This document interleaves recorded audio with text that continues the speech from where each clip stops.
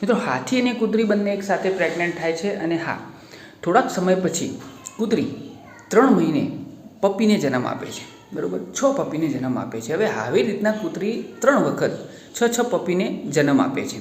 હવે થોડા સમય પછી કૂતરીને એમ થયું કે લાવો ને ભાઈ, આ કન્ટિન્યુ થયું, 18 મહિના થયા અને એને આટલા પપ્પીને જન્મ આપ્યા, તો હાથીને પૂછવા જાય છે કે ખરેખર તું પ્રેગ્નન્ટ છે કે કંઈ બીજું કંઈ છે? મેં તો 3 વખત આવી રીતે બાળકો છે, તો તું શું કરી રહી છે?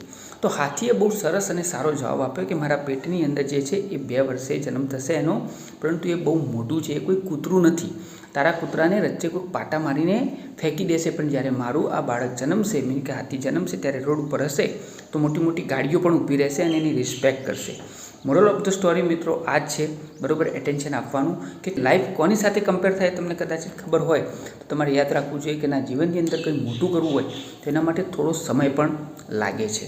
હર મહાદેવ. ઓમ નમઃ શિવાય.